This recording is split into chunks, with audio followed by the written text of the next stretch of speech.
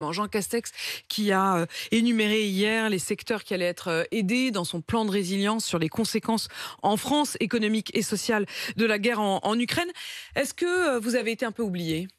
Il me semble à la première lecture, mais j'imagine qu'il y aura sûrement une revoyure pour en reparler, que le bâtiment est étrangement absent, puisque la première mesure incitative sont les 15 centimes d'euros dont tous les Français vont bénéficier. Donc moi, quand j'ai lu la première fois le communiqué de presse, je me suis dit, c'est bien, on a 15 centimes en plus du 15 centimes déjà fait sur l'ensemble de la population. Et puis on En fait, s'aperçoit non. qu'en fait, non, on est exactement comme Madame Michu qui va chercher son pain à 15 centimes d'euros sur le gasoil, alors qu'on a une flotte de véhicules de plus de 700 000 véhicules, on a 565 000 entreprises.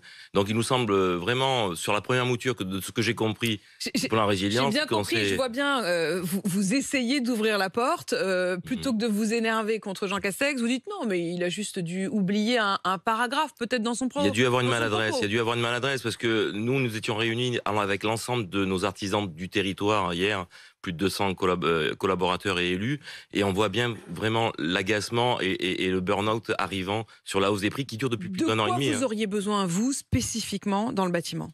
Une stabilité des prix. Là, à ce jour, nous avons notamment sur les matériaux des devis valables à 48-24 heures. Ça veut dire que quand on travaille chez le particulier, particulièrement nous, les artisans du bâtiment, notre secteur d'activité, c'est la rénovation énergétique et le particulier. Quand on est de gré à gré, vous et moi, vous ma cliente et moi l'artisan, et que je vous explique que je commence le chantier, mais le devis ne sera valable qu'un jour, je suis pas sûr que vous acceptiez mon devis. Je vous dis, en Parce fait, que vous-même, vous vous fournissez avec des prix qui évoluent de jour en jour. on a interpellé monsieur le maire en février de l'année dernière sur une augmentation suite à la crise Covid et avec des augmentations notamment sur l'acier, l'aluminium, le bois.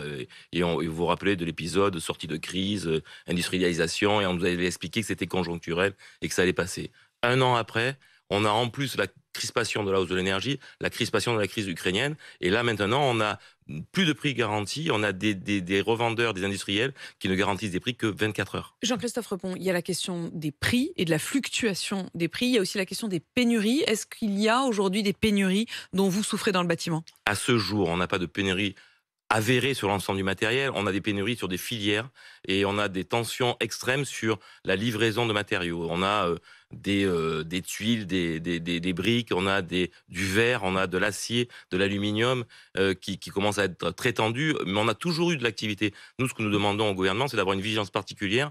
En période Covid, on a créé l'activité, on a créé l'emploi, on a créé plus de 45 000 emplois, on est à 100 000 quasiment apprentis, et là on se retrouve au bord du chemin où on s'aperçoit que l'écoute du gouvernement, je sais la difficulté de ce plan de résilience.